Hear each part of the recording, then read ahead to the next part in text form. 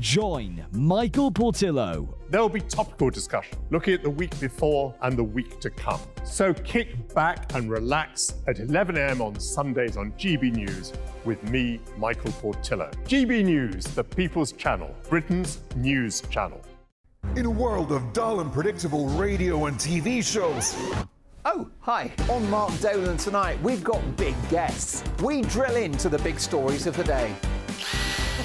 The show adds up to a brilliant listening and viewing experience. Mark Dolan Tonight is the most entertaining current affairs show ever, and that's a fact. That's Mark Dolan Tonight, Friday, Saturday and Sunday from 9.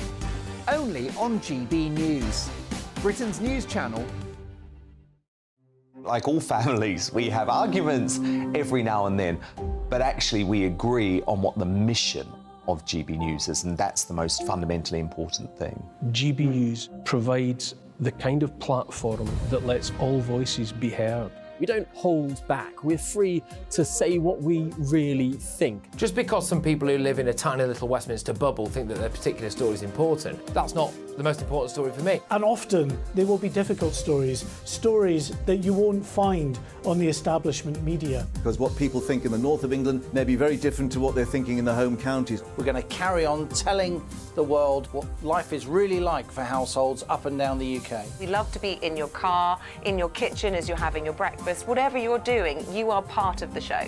If it matters to you, it matters to us. Britain's watching. Britain's watching. Britain's watching. We're proud to be GB News, the People's Channel, Britain's news channel.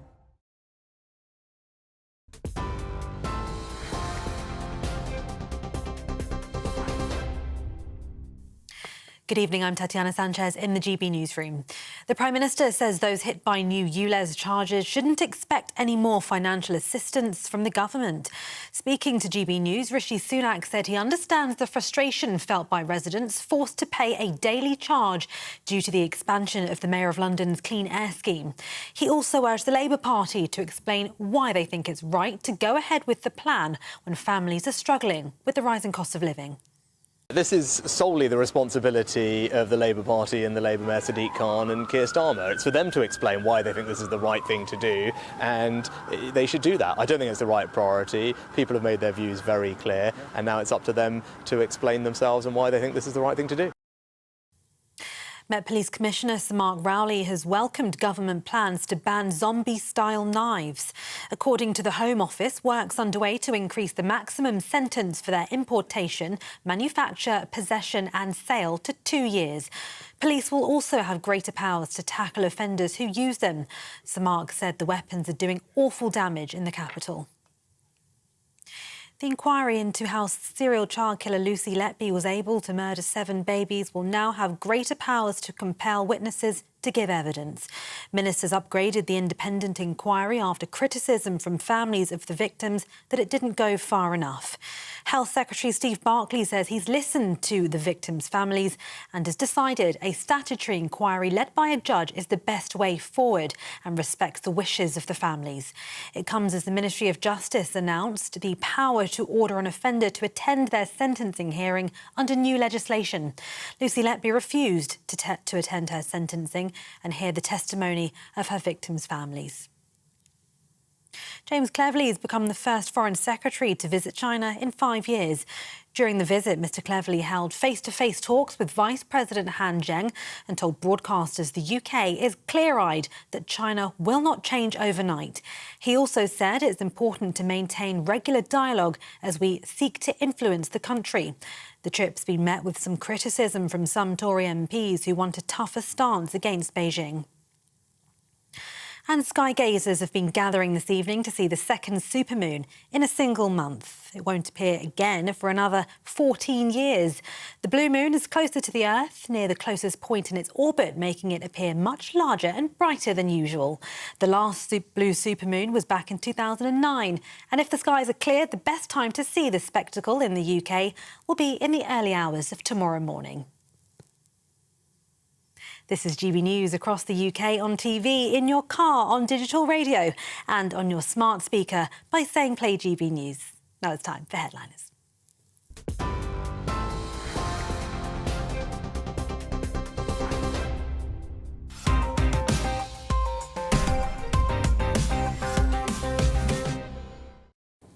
Hello and welcome to Headliners, your first look at Thursday's newspapers. I'm Andrew Doyle, and joining me tonight are Scottish comedian Leo Kirst and recently back from Scotland comedian Steve N. Allen. How are you doing, Steve? Is the Edinburgh Fringe as awful as I remember it? Oh yes, yeah. It's and by giving up 1/12 of your year to live up there, I do feel more connected to Scotland. Yes. Or I would a bit more if they gave me some free prescriptions. I keep trying, and apparently you can't get it. Also, you're not really in Scotland. You're in Edinburgh, which is pretty much England. Yeah. Yeah. Morningside is quite an English area of Edinburgh, isn't it? Yeah, that's just the way I'm they not sure talk. who that's offensive to, but it feels like it is to someone. Anyway, we're going to have a look at Thursday's front pages. To kick things off, the Daily Mail is leading with, "At last, killers will have to face justice."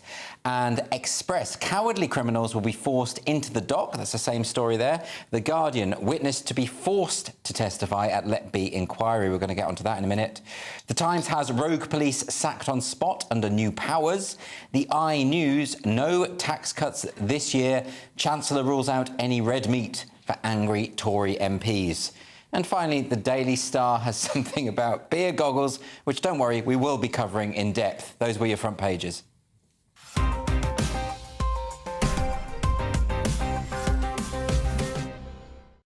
So starting with the Daily Mail, Leo, what's on the front page? So they say, "At last, killers will have to face justice," with the sort of emphasis on face there, because they're going to have to turn up in court and appear for their sentencing. So we've had 4 killers in recent times, possibly in the last year, who didn't. There's Lucy Letby, but also Thomas Cashman, who shot the 9-year-old Olivia Pratt-Corbell. Yes.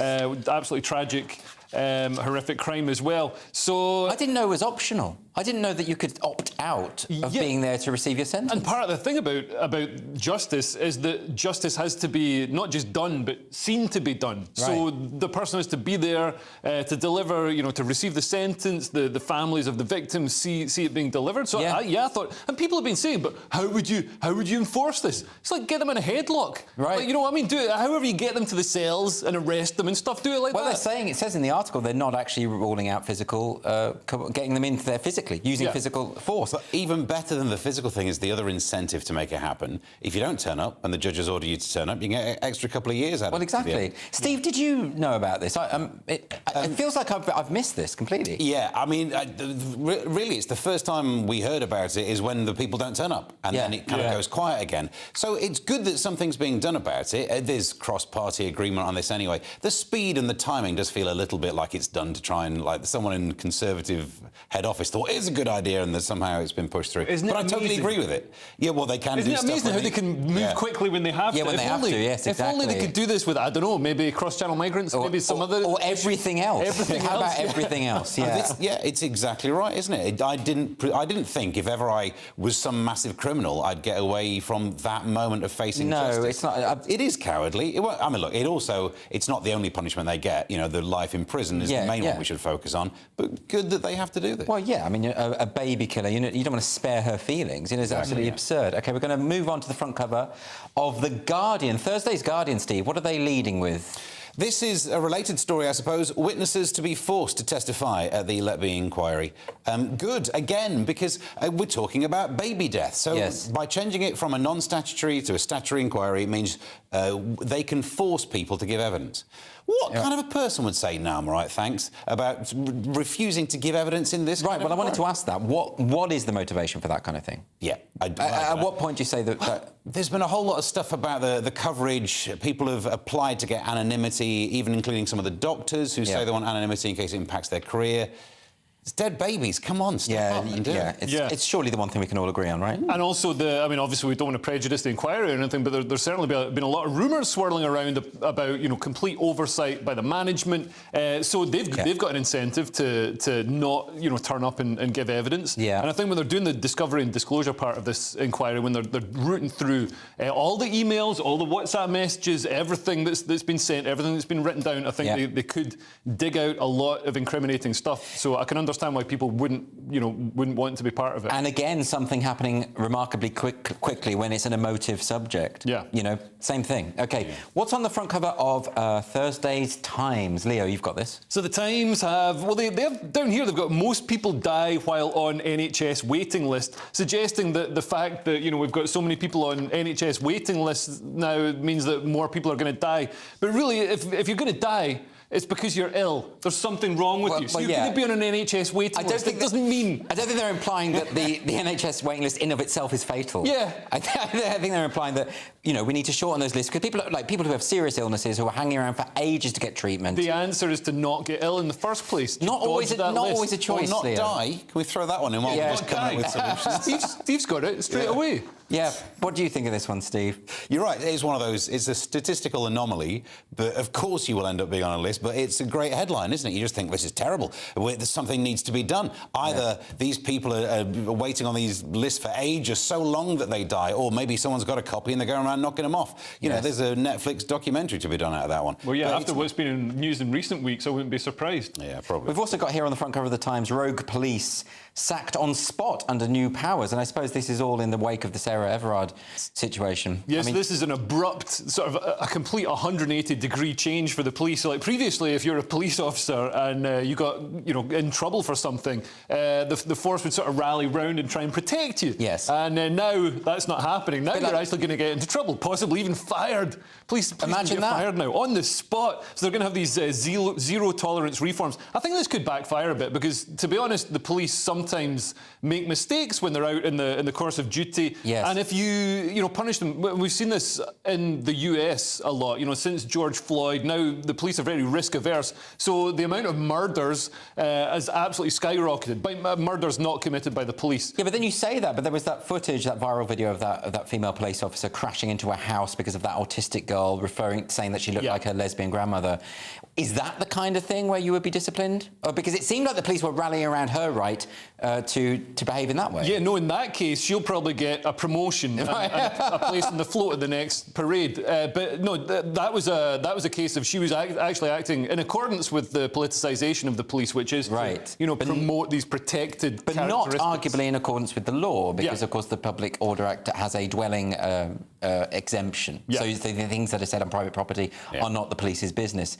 Do you think this will be applied fairly and across the board? Well, it's written about should be sacked if they are found guilty, which implies some process has been gone through of gross misconduct. Fair enough. It's not even normal misconduct. Yeah. So this should be just in the really bad cases where it's been looked into. There won't be a knee-jerk issue of errors being made. Yeah, yeah. So it does seem like a step in the right direction until, of course, give it 3 days and there'll be a story about not enough police being left. Yeah. Right, so finally for this section, we're going to have a look at the front page of The Star. Always the most intellectually rigorous story. What's this one? The boffins have been talking about beer goggles, it's war. So yesterday, I don't know if you saw, but we covered the story of beer goggles aren't a thing. The idea that you drink alcohol and find people more attractive because the alcohol has been disproved by science. What it is you're more likely to go up and chat people up if you've had some alcohol. You still find them as attractive or as ugly as you would do anyway. I added to it yesterday that also, if you have enough pints, your standards hit rock bottom. That's what it is. It's a lowering of personal standards, not a raising of your perception of someone else, right? That's the obvious thing, isn't it? It's like, oh, well, you'll do. I didn't mean to look at you when I said that, but you know what I mean? Someone like you would do. You would. That's exactly I think I would do. And that's exactly what it is. Yeah, most people's standards are completely soluble in alcohol. Right. They tested it. This was like the University of California, and they had just about enough alcohol to make you near the driving level. Oh, my God. Nothing's kicking in. That's not beer goggle territory, is it? Anytime you meet an American, a Californian, who's like, oh, I'm teetotal, and it's like, what happened? Oh, I had an instant when I was 17, I had like 2 Bacardi Breezers. And it's like, oh, come on. Like, this article is also saying that some experts are actually countering this and saying, actually, no, beer goggles are a thing, right? Yeah. So this is going to go back and forth for ages, isn't it? I'm just not that interested. It'll be the new climate change. It'll be the new thing. OK, well, that's all we've got time for in this part. But do join us in part 2 for diplomacy in China, and disobedience in London, and trash talk on the other side of the pond. See you in 2. What you get for breakfast is something that, if we do our jobs right, you will wake up to news that you didn't know the night before. It's a conversation. It's not just me and Eamon. We want to get to know you, and we want you to get to know us. From 6, it's Breakfast with Eamon and Isabel. Monday to Thursdays on GB News. Britain's news channel. Westminster is going around in ever-decreasing circles, followed by the media. Britain is broken. How on earth did we get into this mess? But more importantly, how do we get out of it? Join me at 7 p.m, Mondays to Thursdays on Farage, here on GB News. We will have open, rational debate. We've got to work out how Britain moves forward from this. Join us here on GB News, the People's Channel. Britain is watching. When the news happens, it happens here. And really important breaking news. Breaking news this morning. On TV, radio and online, the news starts here on Britain's Newsroom. All the biggest stories and the answers that you need from across the UK and beyond. Join Britain's Newsroom from 9:30 on GB News. The People's Channel, Britain's news channel. Join me, Patrick Christie's, Monday to Friday, 3 till 6. We tackle the day's news agenda like you've never seen before. It's high tempo, high octane, the most controversial topics and the best guests. You will not be able to take your eyes and ears off it. I'm not afraid to ask the questions that you really want answered. 3 till 6 p.m, Monday to Friday on GB News, the People's Channel, Britain's news channel. People in Britain, they love free speech, but they also love fair play. I don't care if I'm speaking somebody from a trade union, from the Labour Party, somebody from the SNP. And I think the viewers like to see that actually we can challenge one another, but in a positive way. We think we ask the questions that people want to ask, and often we ask the questions that we wanted to ask in Parliament but never got the chance to ask. So join us every Saturday, 10 a.m. till noon on GB News, Britain's news channel. It's all about family, being in people's living rooms, all the interaction and getting to know who our viewers and listeners are. When I was young, my dad used to say, no, stop arguing. I wanted an outlet that would enable me to give my opinion.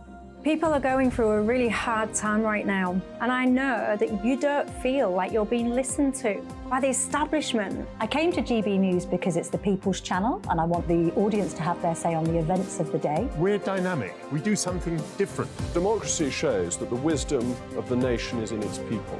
I get to travel to find out what the story is from a personal perspective. The British people aren't fools. We know when we're not being told the full story. We've got to work out how Britain moves forward from this. It's the best country in the world. The establishment had their chance. Now we're here to represent your views. Britain's watching. Britain's watching. Britain's watching. We're proud to be GB News, the People's Channel, Britain's news channel.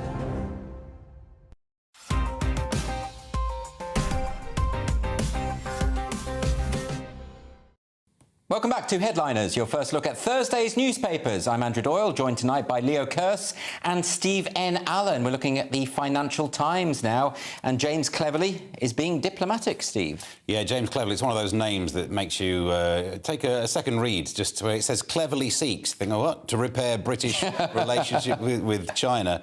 It's, I mean, I hate the idea of having this gig. I feel sorry for him. Imagine having to turn up to China and hold them to account for their human rights records, maybe their spy balloons, Hong Kong, all these issues, whilst at the same time not doing anything that upsets them. Yeah. Because we need all of that money. So it's the same with Saudi Arabia, isn't it? You know, you get this again and again. And Russia. Like, we're buying more liquefied natural gas from Russia now than we were last year. Yes. Should we not just take a stronger stance on morality internationally? Well, or do we undermine ourselves by depending so much on other countries? Well, apparently we're outward-looking and we're all about trade, so you've got to pick a side. Either we're outward-looking, we're all about trade, or we're all about human rights. Isn't this about the reality that, you know, China is going to dominate in the years to come and we have to have a good relationship with them? It's not, though, partly because Trump was smart and he cut off a lot of trade with China, so now China's economy is choked off, and China is withering on the vine. They're facing a demographic cliff, and their economy is growing much slower than America's. America's roaring ahead at something like 8%. China's at 3.2%. So what's interesting, though, is China is starting to take bites out of nations round about it. So while Russia is embroiled and Russia can't defend itself in the east because of its war in the west with Ukraine, China has taken ownership and marked on a map that the Bolshoi Uritsky Island, which sounds pretty Russian to me, is actually part of China. And they've also done it with parts of India as well, and India's already complained. Yeah, and Taiwan is next, almost Certainly, I mean, this is the thing. I don't know if they go after Taiwan, because Taiwan is in a pact with America, so it's going to be indigestible to try and take over. But they can take over Russia, and they can take over parts of India, I think. OK, well, we're going to move on to the Telegraph now, Leo, and malicious mischief is growing in popularity. Yes, 1 in 3 Londoners supports the vandalism of ultra-low emission zone cameras, according to this new poll. So this is the expansion of ULEZ, which came in on Tuesday, and it means the zone now stretches across all 32 London boroughs. So, I mean, it's huge. It's everywhere. It's huge now. Yeah. And also they're talking about bringing it in Glasgow, Manchester, and expanding the idea across the UK. So it's not just a London-centric story. And also, ULEZ cameras across London have been hit by a spate of attacks already. I think over 300 have been taken down by this Blade Runner, who's a sort of Ghost of Kiev type, lone figure. But there's probably about 30 of them. And it's had a real impact. There's a road in Bromley that saw 14 of its 16 cameras taken out. But what's shocking about this is they're talking about a third of Londoners support the vandalism of these cameras. Yeah. It's one thing to complain about ULEZ and the expansion to Greater London, which many, many people have. It's quite another to start saying, actually, vigilantism is the way. Yeah, and if a law is brought in, the whole idea of a law is it's in... the people have to agree to it. Right. So when so many people disagree with it, that's not valid, that's authoritarianism. What do you think about this, Steve? Do you support vigilantism in principle? Would you smash up a camera? Oh, no, because I don't want to be pursued for this. In general, the rule that I would live by is no, smashing things up, we always think it's bad, and it won't be long until we're sat here talking about a cause that we disagree with, saying, isn't it disgraceful what they did to the front of that building? Right. So you can keep the moral high ground by saying, no, I don't think smashing up the cameras is a good idea. I also don't think ULEZ is a good idea, the expansion. And that's why people say yes in the survey. The survey isn't saying yes to someone with a clipboard isn't the same as taking an angled grider yourself and knocking one down. Exactly. They should have to prove it. to qualify for this survey. Yeah. It's a hammer. The pollster should have to see them smashing one up. Yeah. That's what I like to see. OK, well, I'm just very interested that people are... that's their reaction these days. I mean, it used to be about protest, peaceful protest, but now it's about, Yeah, I think you can take the moral high ground and say, it's right to cut down these cameras, because it's a morally wrong thing. So if you only approve of vandalism against the morally wrong things, then you're still on the moral high ground. Yeah. Shame that morality is so subjective, I suppose. That's the one flaw in your great argument there. OK, we're moving on to Thursday's Eye now. Chaos in Gabon. Steve. A coup time over in Gabon. It means apparently difficult decisions for the West amid post-colonial tensions, is the headline in the Eye. Don't worry, guys, it's French. We're not the bad guys in this one. We can. When you say post-colonial, you assume the Brits, don't you? But the French did a lot of it. So did the Scots. Yeah. By the way, Although our colonies pretty much failed. We took over part of South America and apparently bankrupted Scotland, and that's why we had to sign the Act of Union. So I didn't say you were good colonialists, but you at least had a crack at it. We're incredibly sunburnt. Yeah, there's that. So, Steve, what's going on in Gabon? Well, that's the thing. So across parts of Africa, this is like the 8th coup. This one is more specifically about the frustrations to do with one family has been in charge for like 55 years. They've had a couple of elections that have been fraudulent anyway, so it plows on like that. Then you get this military coup. I still don't feel that it's time to rejoice about the freedom of the people, because a military coup then gets to kind of pick who else it puts in there and props up as a leader who'll have a few more fraudulent elections coming down the pipe anyway. And the current president, Ali Bongo, is under home arrest. But this article is talking about how Western countries such as the UK are going to face some difficult decisions here in terms of international relations. I think what brought him down was he was working as a nightclub magician in the 1980s in England. So that's what brought Ali Bongo down. But yeah, Ali Bongo was supported by the French, and I've got to say, when I first saw this story breaking on Twitter, I saw somebody say Ali Bongo, and I was like, man, that sort of racism shouldn't be allowed on Twitter. And was, oh no, it actually is. Actually is his name. They're not like doing some sort of. But yeah, the new guy, Bryce Nguema, is supported by America. The old guy is supported by France. It's really a sign of France's waning influence across Central Africa and across the Sahel. Yeah. So you've seen it in Niger, all these other countries, they're sort of moving away from France towards Russia, towards America. OK, we're going on to The Guardian now. Leo, what's all this about trash talk in the States? You're quite good at trash talk, aren't you? Yeah, I am. I'm going to take you down, Mother. Yeah. Mother what? No, I'm not your mum. Oh, I thought that's what they said. No. Oh, OK. I'm just trying the ghetto lingo. All right. As best I can. That was brutal. Donald Trump is vowing to lock up his political enemies if he returns to the White House. This was in an interview with Glenn Beck, which I believe was on Fox, saying he'd have no choice but to lock up his opponents because they're doing it to us. No choice. Well, to be fair, they are doing it to him and to anybody who ever worked with him or sold him a newspaper. Yeah, well, like somebody's getting taken down. They're being like subpoenaed and charged and everything because they booked a conference room for him. I mean, when you're booking a conference room for a politician, you don't assume, oh, this is gonna lead to some time in jail. This is what we always said, isn't it? Like when the Democrats or whoever is pushing this kind of thing, and it looks like they're weaponising the legal system. Obviously, that's going to be used against them. I mean, obviously, it's going to happen. On the other hand, Trump has done this before. Didn't he say that Hillary Clinton should be in jail? Oh yeah, lock her up, and he had opportunity to and didn't get round to it. Because he's a nice guy. That must be it. He's nicer than Joe Biden. Can we just a little bit of credit to the way The Guardian writes this? I know everyone on here has to hate The Guardian, but there's a paragraph that says, earlier this month, Politico calculated that Trump faces 641 years in total. A couple of extra charges need to be added in there, so he's now up to 717. Wow. The next paragraph says, Trump is 77. Oh, so he won't live that long then. I'm glad you told us the age, otherwise he might have lived to the end of it.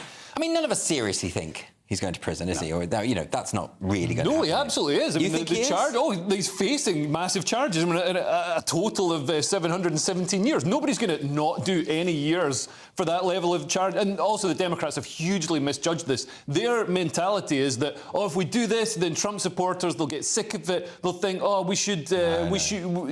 we don't want this attention being cast on America, so we're going to somehow support the Democrats. That's absolute nonsense. I mean, this plays into Trump's narrative 100%. 100%. I mean, that mugshot, meant to humiliate him. What did it do? It raised $7 million for his campaign. Yeah. Like everybody's going to vote for him. It was really well lit. Did he bring his own ring light with him? Now, I thought that. It looked like a professional shot, actually. Are you allowed to do that? Are you allowed to have makeup as a mugshot? A mugshot is a professional shot. Is it? It's a police... I thought it was just some, intern with a camera, Well, it might be, but they're still paid to take photos. Well, there is that.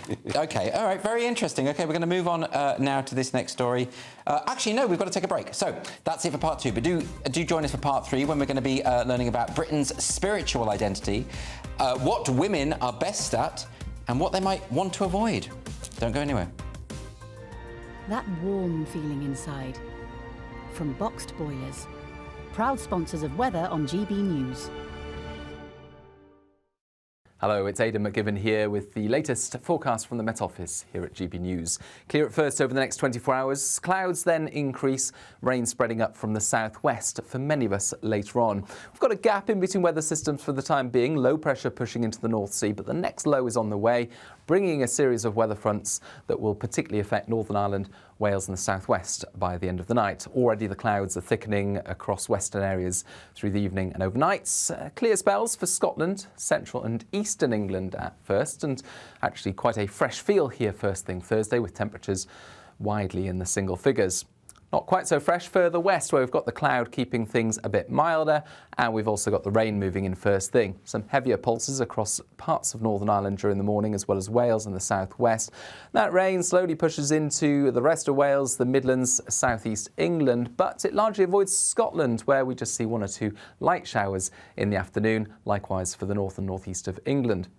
Feeling warm where we do get some sunshine coming through, feeling disappointingly cool across the central slice of the UK, 16-17, where we've got the outbreaks of rain. Further rain to come across northern England into parts of North Wales, Northern Ireland during Friday morning. Heavy showers clear the southeast, but further downpours are likely into the afternoon. Then the weather settles down this weekend. High pressure builds, plenty of warm sunshine. That warm feeling inside. From Boxed Boilers. Proud sponsors of weather on GB News.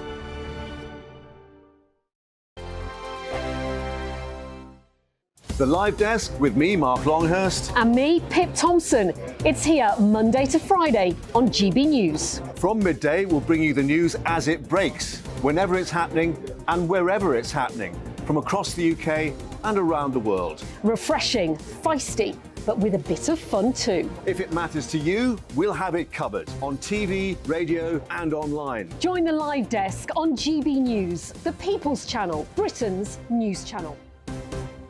So Jubes & Co, we tackle the issues of the day with real, robust debate. Both sides of the fence, battling it out with me in the middle with my forthright opinions and views. And often really interesting things happen because you start with a position and then by the end of the debate you find actually, well, I might not have thought about that one. What we need in this country is 2 new political parties. You should maybe think about doing a 2024 calendar.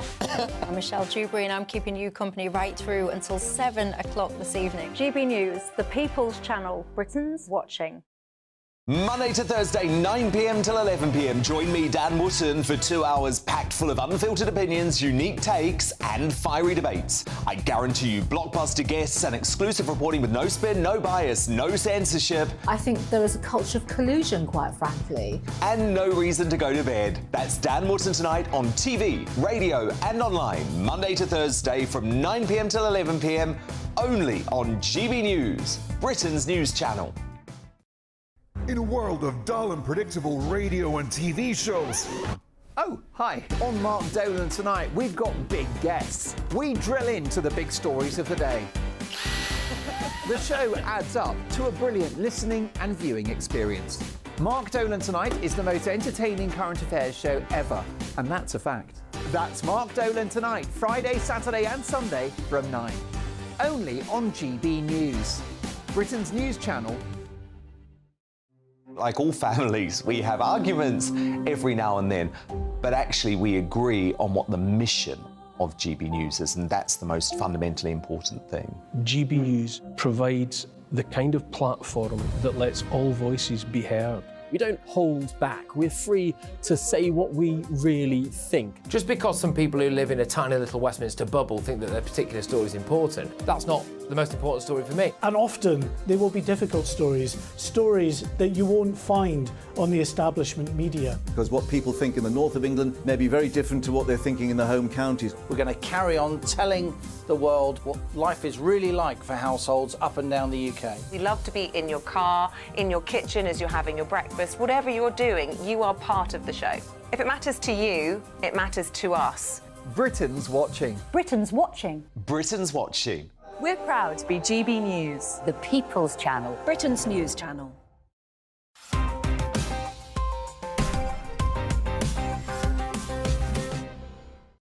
Welcome back to Headliners, your first look at Thursday's newspapers. Let's get back into it with the Times. Steve, are we still a Christian country? You're asking an atheist, so this is going to go well. Britain is no longer a Christian country, says frontline clergy. They've done a survey of priests, and, I mean... Presumably they're not atheists. Well, these days you don't know, do you? You don't know, do you? That's what we should be saying. But it's almost like, why are we asking them? Because there are 2 ways to answer it. Historically, are we a Christian country? Yes. Look around at the buildings. Yeah. At the moment, demographically, are we? Look at the census. Right. You don't need the opinions of the priests. It seems like a really weird one. It's this huge survey that they've done of priests, asking them about sex, sexuality, marriage, women, bishops, Brexit and statues. It's like being on this show for about 3 I bet they minutes. lied about most of that. Yeah. Well, also, I mean, this survey is saying that a majority of priests want same-sex weddings. They want to drop their opposition to premarital sex. They want to be in a same-sex wedding. Is that what it could be? It could be that. What I find odd about this, you know, as someone who is for same-sex marriage, it does seem strange that you would join a club when you know the club's rules and then complain about the rules of that club after you've joined. Just find another club. Well, yeah, and this question, like, Britain is no longer a Christian country. I think the church is no longer a Christian church. Now they're just embracing, they're sort of like Keir Starmer, they just focus group to see, you know, what's popular with the kids this week, and then they do that thing. And it's like, no, you're supposed to be this thing written on stone tablets. No, that's the Catholics. It would never happen in the Catholic Church. There's no way you're going to get the priests saying, we want to be trendy, let's change the rules. Right. It's all about the tradition. And that's the appeal of it, right? Well, you know, if they want all this, go and join the Quakers. Well, I think they're going to lose ground. In fact, they are losing ground. Apparently, by 2050, the UK is going to be a majority Muslim country. I don't buy that. Who says that? Yeah, but the atheists demographically, that's if demographic trends continue the way they're going with immigration, but also the fact that Muslims tend to have way more kids than Christians do. Well, maybe everyone will be atheist by that point. So No, I mean, that's the thing is sort of like going shopping and gambling and pornography going to convert Muslims away, you know, to Western decadence? Or, I mean, we've seen a lot of people convert to Islam, like Andrew Tate. He's converted to Islam. So I think people are looking for that, that sort of religiosity, and they can't see it. They can't find it in Christianity. Atheists aren't selling ourselves well enough. This is the group to join, because you can definitely do whatever you want before marriage. I did so much stuff, and it was great. I should write about that. But you define yourself as something you're not. Like, I'm not a theist. It's like, what sort of existence is that? Yeah, that's just because society grew up with so much theism that then being an atheist, it seems the odd thing, but it's now statistically not. It's more and more. We're heading in the direction that we would be perceived as the normal. We need bank holidays and special holidays. As soon as that happens, then it's equal footing. OK, so we're moving on to Thursday's Guardian now. Bad news for male doctors like Lewis Schaefer. Yeah, so patients have better outcomes with female surgeons, according to 2 studies. So people who are operated on by female surgeons are less likely to experience complications and need follow-up care than when males wield the scalpel, according to these 2 studies that suggest that male surgeons have important lessons to learn. Apparently it's down to differences in technique, speed and risk-taking. Are you surprised about this? Men are always trying to show off a bit, like trying to do 2 at once. Yeah, exactly. Trying to do it with, like, their left hand or whatever. There's something to this, that women are more like... I can believe that surgeons are more likely to be diligent, take their time, they're in a rush, whereas the men are more like, it's all about the machismo. Yeah. I can do 3 in an hour, and bang. The women will tidy up in there. Right. They'll leave it better than it. Dust around the heart. Yeah. I don't know. I mean, the difference is very, very, very slight. This is like, Sheila's Wheels insurance, which has been banned because it's racist against men. But, they've got a good point. They've got a good... Is it racist against men? But women are better drivers insofar as they crash less. Well, they crash at a lower speed. Right. So they're more likely to crash while parking. But it doesn't do any harm because they're only going at 2 miles an hour. Yeah, but they never drive fast because they're too scared. OK, all of these stereotypes aside, Steve, are you surprised by this? I'm not convinced by the data that this is the problem. Why? Yeah, because the difference is, after 90 days after the operation, 13.9% of patients had an adverse post-operative event, 12.5% for the women. It's a small percentage. Even the article itself in The Guardian, now I'm going to diss the way that it said that there's a more shocking thing to do with deaths. You're 25% more likely to die if you've had a male surgeon. But it's a 25% increase on a really small number, which is just within small... So you think this is just something whipped up to try and suggest that there's a female superiority, basically? No, I think there could... It seems inconclusive. There could be a very slight trend in that way, which could come from many reasons. The idea that male surgeons could do with learning some lessons... Surgeons, in general, should always be trying to improve their technique. What probably happens is they get the illest people and give them to the male surgeons because they're like, we need this. You think that's what it is? Right. But also in surgery, there's a lot of sewing. That's more a female. Yeah, I don't know if that's the actual surgery bit. Oh, is it not? I think they have an on-site seamstress. I mean, you say I'm being sexist there, but how many men do you know have done a tapestry or decoupage? Well, surely the actual big famous tapestry that had some chaps doing it. What, the Bayeux? Yeah. Yeah, that's a very good point. It's not a very good tapestry, though, is it? Oh, now it's judgment. Look at you. It's done better than any of your tapestries. No. All right.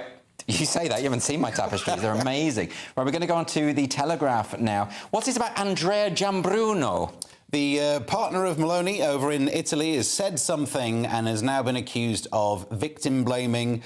He's under fire, for the headline says, for saying that women who go out and get drunk are vulnerable to rape.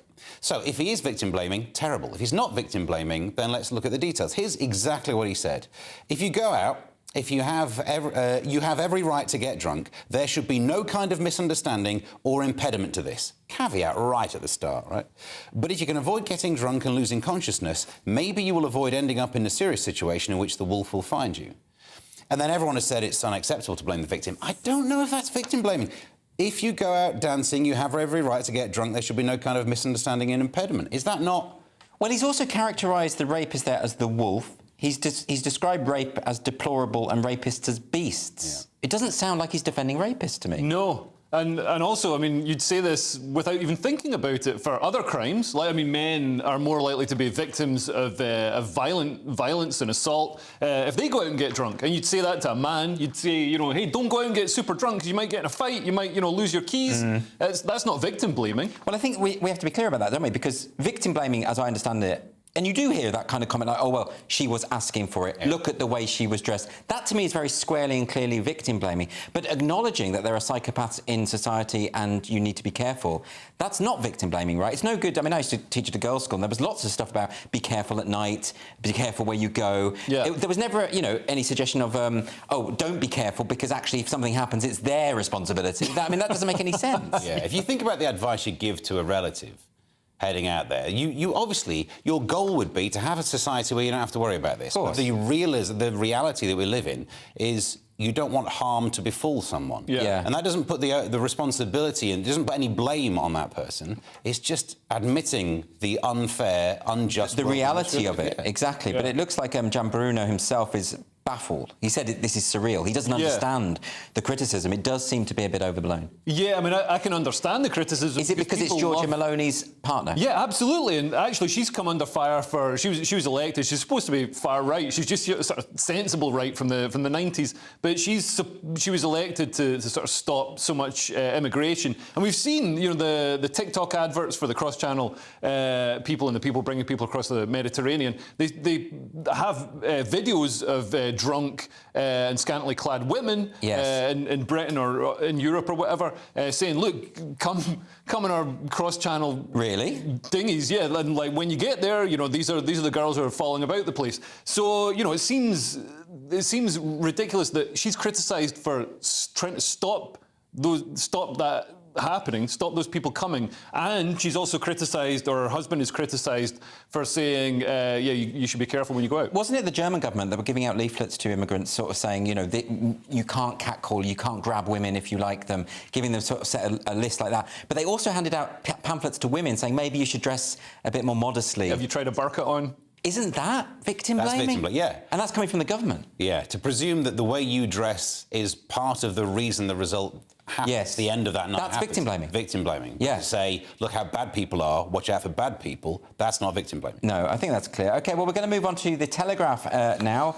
Is France having a bad dream, Leo? So France has been mocked for a Martin Luther King tribute featuring an all-white cast. And this is the I Have a Dream speech they're talking about. This is a sort of like inverse of all the Netflix and Disney films and series that replace white characters with black characters. France has gone the other way. The Education Ministry has had to withdraw this video intended to pay tribute to Martin Luther King Jr.'s I Have a Dream speech, but it featured only white children. I'm sorry, simply they were not being judged for the colour of their skin. Well, exactly. I was going to say, is this not the ideal that Martin Luther King aspired to? They've colour blindness. They didn't even see. So they just have white kids because they didn't even notice. Isn't that beautiful? I don't know. I'm just amazed. I mean, you can't get an advert made these days that, you know, it doesn't have some sort of representation. How did you get this made? It's by a government department as well. I haven't seen a single government video that doesn't have, you know, non-white people in it. Unless it's for, you know, gambling or something bad. It is a weird casting decision, isn't it? I mean, this is all about... The whole point of the speech is that the thing about little black boys and little black girls and little white boys and little white girls can play together and be together. And this is a film with children. They're all white. Yeah. And there's no... I mean, I can't... It's almost like they're trolling us at this point, surely. Maybe they wanted the attention. It could be that. It's the stupidest thing ever. Although I do like the fact that it says in the article the clip was denounced as shameful and shameless. Pick one. Yeah. OK, finally to Thursday's Guardian now, and the absolute state of our state schools. Steve, you got this? Schools in England told to be ready to evacuate buildings at risk of collapse. That does sound bad, doesn't it? It does. Some of them made from this reinforced autoclaved aerated concrete, RAC. It's not doing very well. In 2018, they started to work out that some of these are at risk of falling down. And so you need to put plans in place, how you get them out, get them into some sort of temporary building. I'd imagine use the opportunity as a teaching moment. You could really teach how a Class 3 lever works when you have to pry one of the kids' legs out from underneath that rubble. Well, you would have thought if a school is at risk of collapse, demolish the school. Get one that isn't. That would be my suggestion. But then who's going to pay for the new school? The one that doesn't fall down. I think that's worth the investment. Well, you say it's worth the investment, but like, are you going to pay for all of them? I don't want to pay for them. No? You don't want to pay to stop schools falling down on children? I'll pay a little bit, But, like, come on. Like, how much tax have we got to pay in this country? Why can't we build buildings that, you know, I bet this was paid for with private finance initiative or whatever. Why can't we just build I live in a building that hasn't fallen down once. And, like, why can't they build buildings like that? Yeah. Use bricks and stuff instead of this RAAC. My house hasn't fallen down. It was built in 1540. Yeah, out of bricks and stones and stuff, not RAAC. Aerated concrete even sounds like it's going to fall down. It's got air bubbles in it. It's like an arrow. Imagine it's like an arrow compared to a Yorkie. You smash an arrow and a Yorkie together. Never done that. Well, no, you don't need to, because you know what's going to happen. You absolutely know. I'm really surprised by this story. I just didn't think there were buildings in this country that are at risk of falling down, apart from like the ones in Scarborough. And if there were buildings at risk of falling down, you wouldn't put kids in them. No, you really wouldn't. OK, right, well, that's all we've got time for in this part. But join us for the final section for misleading adverts, misleading trailers, and radioactive wildlife. See you in 2.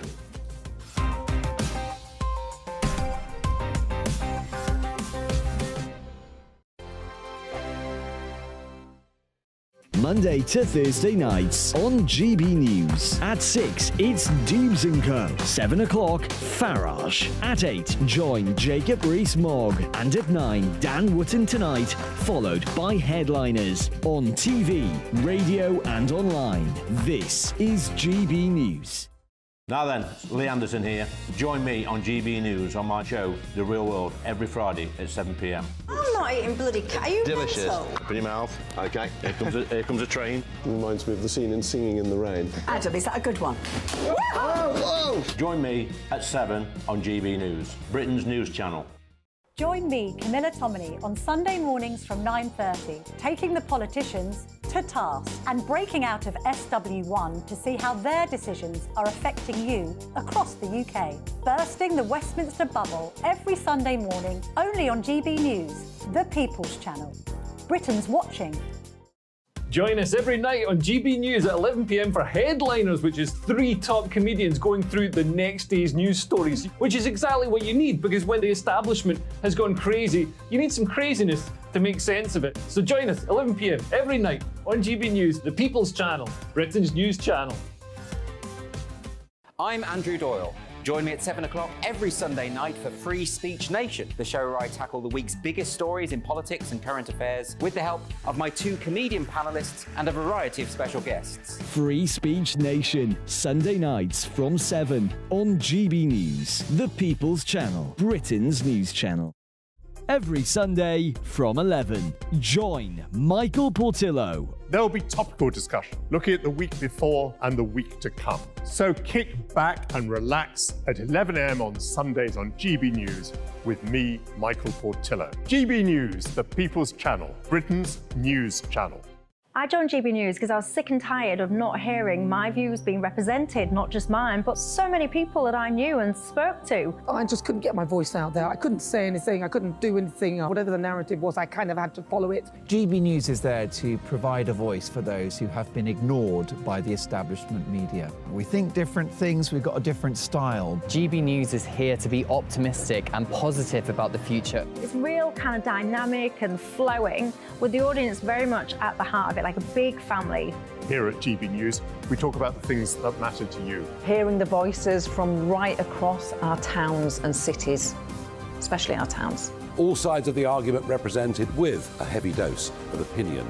We're on a mission here to make a difference. And the GB News family really is here for you, and whatever time of day you can watch or listen. Britain's watching. Britain's watching. We're proud to be GB News, the People's Channel, Britain's news channel.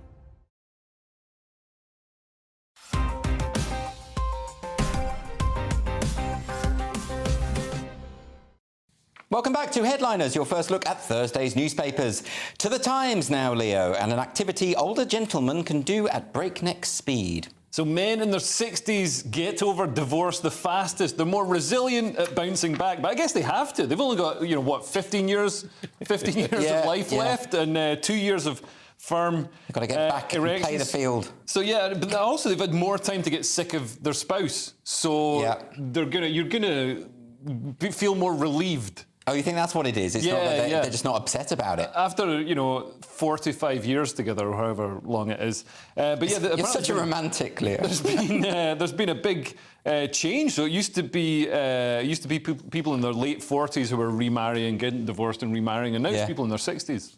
I can't imagine at that point. Probably the same people. Actually. Surely you must be thinking, oh, look.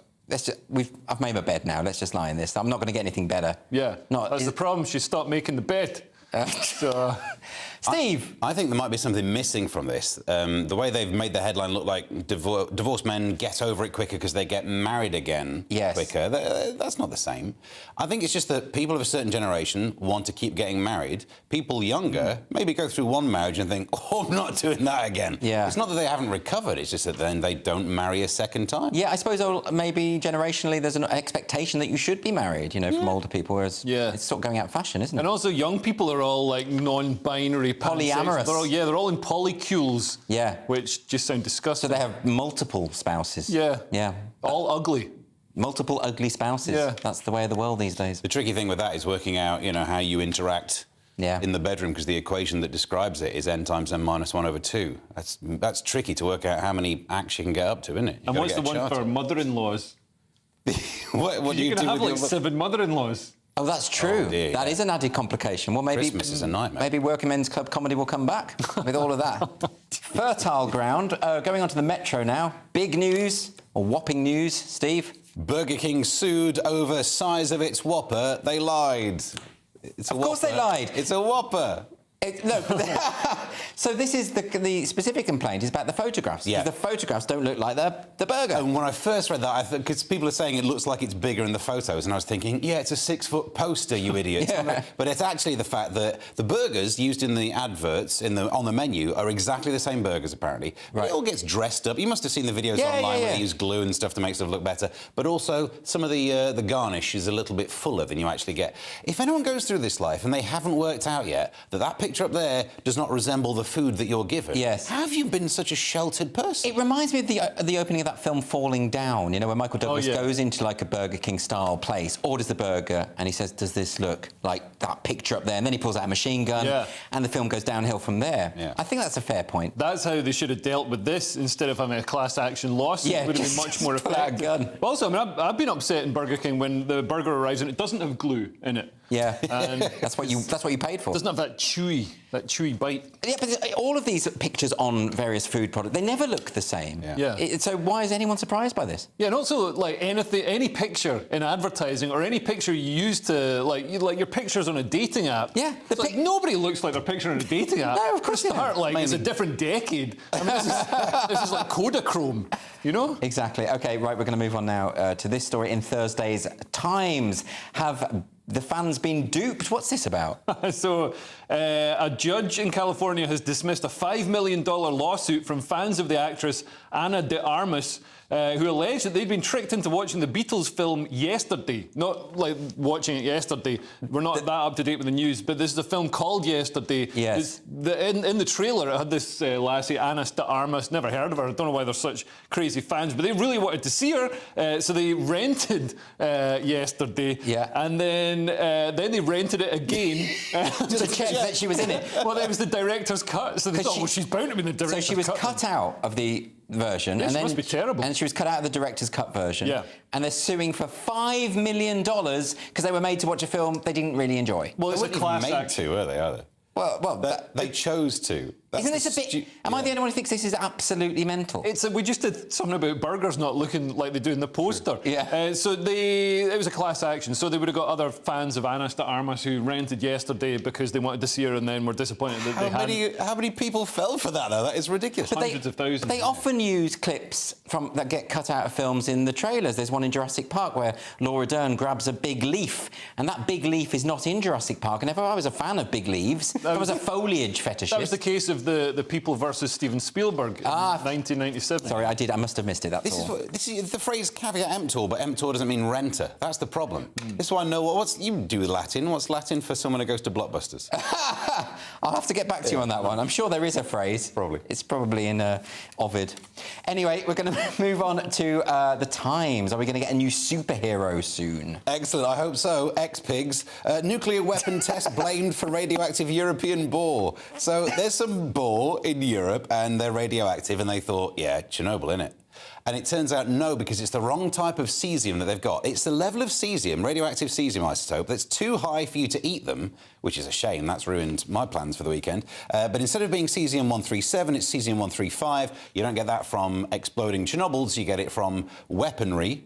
So now, I mean, basically the take-home story is do not mess with these boars. No way. I am not messing with a radioactive pig. No way. The future should just be cockroaches after a nuclear war, but now it's going to be cockroaches and a couple of pigs. It'd be fine. You could eat these boars. Just don't eat the lymph glands, don't eat things like that. Eat the meat. But the cesium will collect in the lymph glands and the testes. Very odd story. We're going to quickly have a look at The Guardian. Trouble in paradise in Lake District. So this Heritage Council says its underground zip wire would ruin Lake District tranquility. I don't know how, because it's underground. But underground zip wire? Elter Water slate quarry in the Langdale Valley. They want to create this immersive heritage attraction by opening up the caverns and having this zip wire that goes through them. And they're saying it'll ruin the scenery. But yeah, it's underground. Nobody can see it. I think the scream might echo out. Imagine just sitting there on, having a nice little cup of tea, and you suddenly hear echoing out of a mine. I mean, I get the point. I've been on a zip wire in one of those parks somewhere. I can't remember where it was now, but it was a sort of ornate botanical park,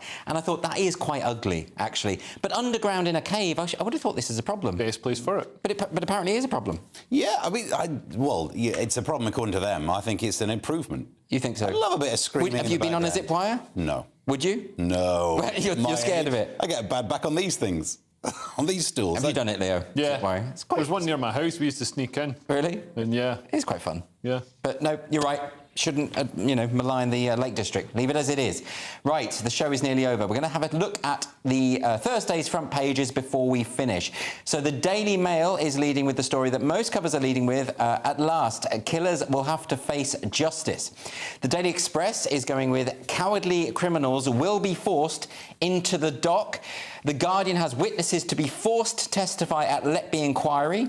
The Times is running with rogue police sacked on spot under new powers. iNews, no tax cuts this year. Chancellor rules out any red meat for angry Tory MPs. And Thursday's Daily Star, beer goggles, it's war. Some story about getting drunk and finding people a bit more attractive than they actually are. Well, we've all been there, haven't we? But that is all we've got time for, I'm afraid. But thanks ever so much to my wonderful guests, Leo Kearse and Steve N. Allen. I'm going to be back here tomorrow at 11 o'clock with Josh Howie and Nick Dixon. So join us then, but if you're watching at 5 a.m. for the repeat, stay tuned for breakfast. Looks like things are heating up. Boxed boilers, proud sponsors of weather on GB News. Hello, it's Aidan McGivern here with the latest forecast from the Met Office here at GB News. Clear at first over the next 24 hours. Clouds then increase, rain spreading up from the southwest for many of us later on. We've got a gap in between weather systems for the time being, low pressure pushing into the North Sea, but the next low is on the way, bringing a series of weather fronts that will particularly affect Northern Ireland, Wales and the southwest by the end of the night. Already the clouds are thickening across western areas through the evening and overnight. Clear spells for Scotland, central and eastern England at first, and actually quite a fresh feel here first thing Thursday with temperatures widely in the single figures. Not quite so fresh further west, where we've got the cloud keeping things a bit milder, and we've also got the rain moving in first thing. Some heavier pulses across parts of Northern Ireland during the morning, as well as Wales and the southwest. That rain slowly pushes into the rest of Wales, the Midlands, southeast England, but it largely avoids Scotland, where we just see one or two light showers in the afternoon, likewise for the north and northeast of England. Feeling warm where we do get some sunshine coming through, feeling disappointingly cool across the central slice of the UK, 16-17, where we've got the outbreaks of rain. Further rain to come across northern England into parts of North Wales, Northern Ireland during Friday morning. Heavy showers clear the southeast, but further downpours are likely into the afternoon. Then the weather settles down this weekend. High pressure builds, plenty of warm sunshine. Looks like things are heating up. Boxed boilers, proud sponsors of weather on GB News.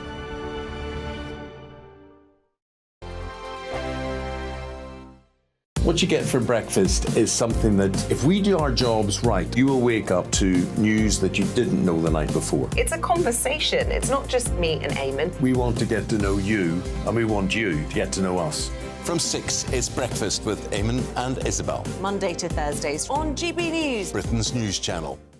Westminster is going around in ever-decreasing circles, followed by the media. Britain is broken. How on earth did we get into this mess? But more importantly, how do we get out of it? Join me at 7 p.m, Mondays to Thursdays on Farage, here on GB News. We will have open, rational debate. We've got to work out how Britain moves forward from this. Join us here on GB News, the People's Channel. Britain is watching. When the news happens, it happens here. And really important breaking news. Breaking news this morning. On TV, radio and online, the news starts here on Britain's Newsroom. All the biggest stories and the answers that you need from across the UK and beyond. Join Britain's Newsroom from 9:30 on GB News. The People's Channel, Britain's news channel. Join me, Patrick Christie's, Monday to Friday, 3 till 6. We tackle the day's news agenda like you've never seen before. It's high tempo, high octane, the most controversial topics and the best guests. You will not be able to take your eyes and ears off it. I'm not afraid to ask the questions that you really want answered. 3 till 6 p.m, Monday to Friday on GB News, the People's Channel, Britain's news channel. People in Britain, they love free speech, but they also love fair play. I don't care if I'm speaking somebody from a trade union, from the Labour Party, somebody from the SNP. And I think the viewers like to see that actually we can challenge one another, but in a positive way. We think we ask the questions that people want to ask, and often we ask the questions that we wanted to ask in Parliament but never got the chance to ask. So join us every Saturday, 10 a.m. till noon on GB News, Britain's news channel. It's all about family, being in people's living rooms, all the interaction and getting to know who our viewers and listeners are. When I was young, my dad used to say, Nana, stop arguing. I wanted an outlet that would enable me to give my opinion. People are going through a really hard time right now, and I know that you don't feel like you're being listened to by the establishment. I came to GB News because it's the People's Channel, and I want the audience to have their say on the events of the day. We're dynamic. We do something different. Democracy shows that the wisdom of the nation is in its people. I get to travel to find out what the story is from a personal perspective. The British people aren't fools. We know when we're not being told the full story. We've got to work out how Britain moves forward from this. It's the best country in the world. The establishment had their chance. Now we're here to represent your views. Britain's watching. Britain's watching. Britain's watching. We're proud to be GB News, the People's Channel, Britain's news channel.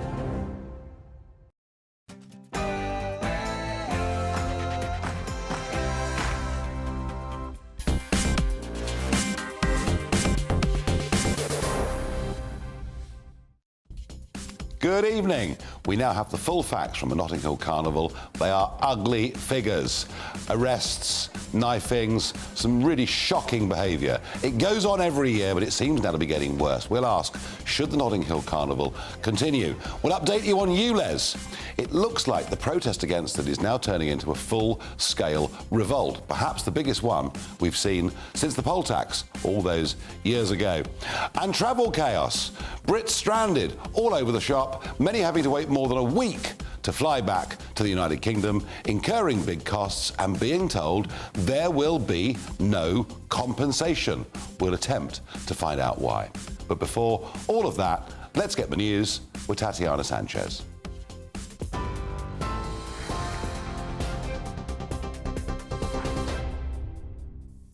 Nigel, thank you very much and good evening. This is the latest from the GB Newsroom. The inquiry into how serial child killer Lucy Letby was able to murder 7 babies will now have greater powers to compel witnesses to give evidence. Ministers upgraded the independent inquiry after criticism from families of the victims that it didn't go far enough. Health Secretary Steve Barclay says he's listened to the victims of the families and has decided a statutory inquiry led by a judge is the best way forward and respects the wishes of the families. It comes as the Ministry of Justice announced announced the power to order an offender to attend their sentencing hearing under new legislation.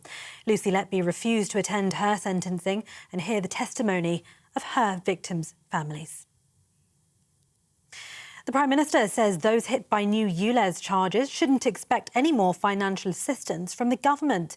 Speaking to GB News, Rishi Sunak said he understands the frustration felt by residents forced to pay a daily charge due to the expansion of the Mayor of London's Clean Air scheme.